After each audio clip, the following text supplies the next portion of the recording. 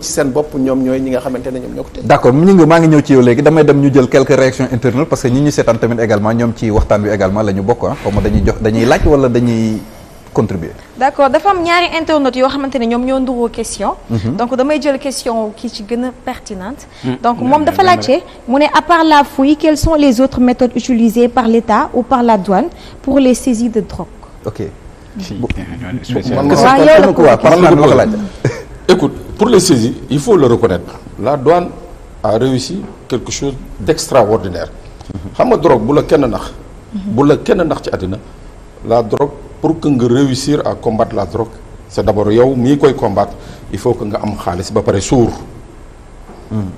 si parce que c'est un trafic très lucratif tu parles à des gens des milliardaires tu parles à des milliardaires comme ça waa ji day taxaw nii yore benn cartable am c'est un milliardaire lii wala cartable boobu rek li mu ci yore c'est un milliard donc yow booy wax ak ñoom yow mii di wax ak ñoom yow mii di leen traquer d'abord da nga war a daf la war a leer ni que sa gannaaw mooy maanaam tu as quand même des assurances bancaires financières kon les agents de l'OCRTIS dañ leen war a traiter finance en termes salarial dañ leen war a dans d'excellentes conditions. mais Pape ñun suñu OCRTIS dañ koy ok non suñu OCRTIS bi non dañ koy moi je raconte juste une anecdote peut-être que l'ancien chef de l'OCRTIS avant Ndiare Sène peut-être que moom il peut confirmer ce que je dis dama mos a dem Brésil benn sommet Interpol gis nga le directeur de l'OCRTIS je parle pas des pays occidentaux je parle d'Afrique gis nga chef OCRTIS Gabon bi mu ñëwee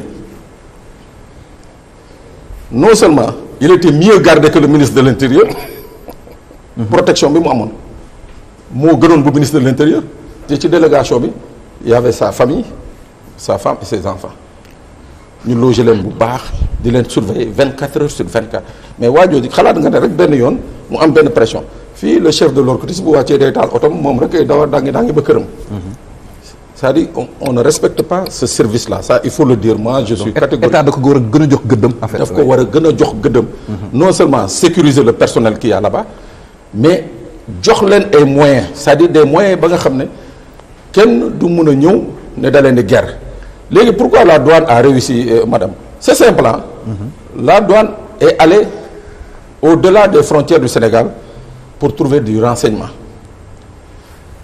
tey buñ ne cëpp am na cocaïne bu wàcc ci benn dëkk douane mun na la wax déjà la quantité wax la nuñ ko pàccee nuñ ko séparer waaw ak nan la waree dugg ci Sénégal peut-être que léegi ñoom lu ñuy xaar kay mooy dañuy taxaw rek di xaar waa ji mais ñoom xam nañu affaire bi dana ñëw mais loolu ça demande vraiment beaucoup de finance c'est pas une question de fouille de c'est vraiment pas une question de fouille mais aussi xam nga métier bu ne boo koy tànn choix la quoi dafa la neex nit ki aussi dafa war a intègre ce n'est pas parce que man ama paye un salaire de 200 000 300 000 que nit ñëw na tàllal ma benn valise u xaalis ma bàyyi drogue bi dugg jeunes yi koy jàpp parfois les douaniers là ñu leen di jàpp dans les axes là ce sont des jeunes yoo xamante ne ils veulent être promettre à des gradins dañuy jàpp ndaxte loolu la ñuy ndamoo boo xoolee dans les corps là man am na benn dossier bu ñu doon suivre ci affaire trafic de faux billets waaw xam nga gendarme Kaolack ñaata mois la ñu fiile benn groupe 3 mois ok 3 mois la ñu fiile benn groupe ba ñu fii lañ leen jëlee géejawaay ñu nekk ci 3 mois di leen fiile le gars bi leen toppoon jour bu ñu leen jàppee moom gars yi dañ doon ñëw di ko sotti ndox ok pourtant c'est un agent simple boo xamante ne pourtant moom bu mu leen jàggee xam mënoon na ñëw encaisser ci xaalis bi dem toog yi mais parfois ce sont des gens yoo xam ne dañoo intégré ok c'est waaw man gëwuma ne da nga war a dañ la war a jox ay millions wala ki boobaa yeneen corps yëpp dañuy naan manit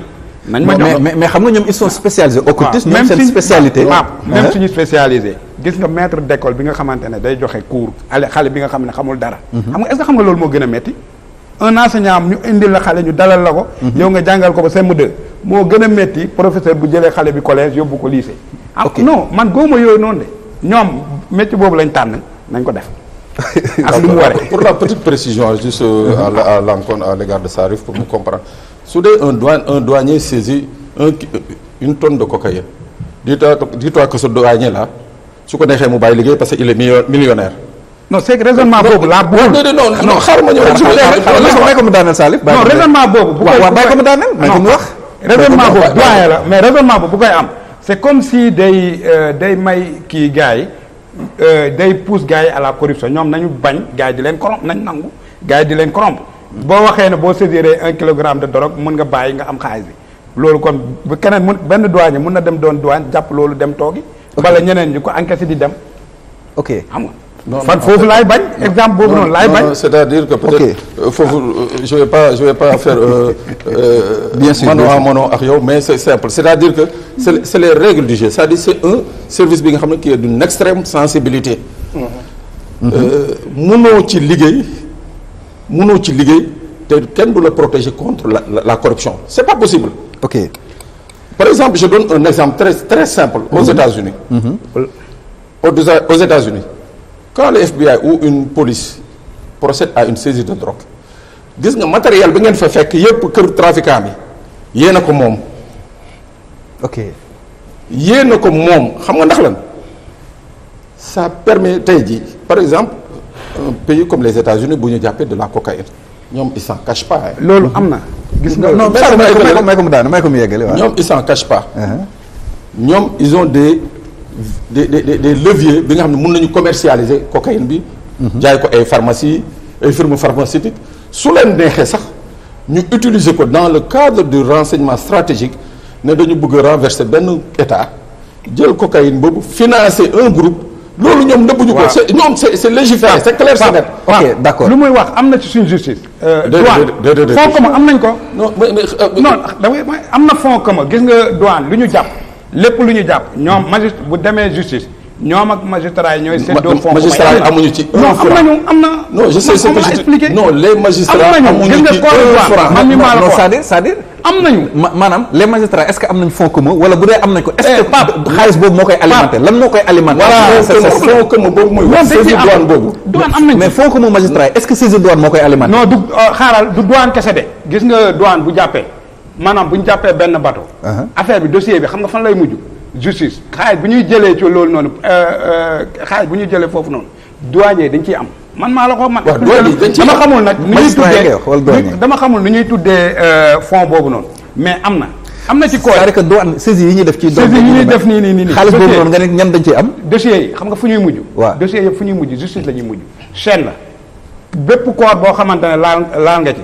am na comme genre fond la ñoom am nañ ci man am na mënuma la expliquer carrément nan la non lu muy wax man laa mënul accepter ndaxte mënoo ne corps bi dafa sensible nañ leen mettre à l'abri magistrature dafa sensible même police dafa sensible également magistrature ils sont très bien non mais même les douaniers sont bien payés moo tax moom comme dafa déggul même les douaniers sont bien payés man d'accord ma ci démarche boobu non moom moo dégluwul am nañ ci moom dafa laajteel gars yi non c'est-à-dire c'est très simple ma waxaat parce que ay douaniers ñi ngi may déglu ay magistrats ñi ngi may déglu quand un douanier wala benn brigade de douane saisir drogue douanier bi ko saisir daf ci am wàllam brigade ba mu ko saisiree daf ci am non je dis ça c'est les textes moi c'est pas moi qui le dis non allez-y non et c'est tout à fait normal xam nga pourquoi c'est normal je dis pourquoi c'est kay loolu laa doon wax ma ne ko li muy wax noonu fële États-Unis certainement ce sont les textes qui diffèrent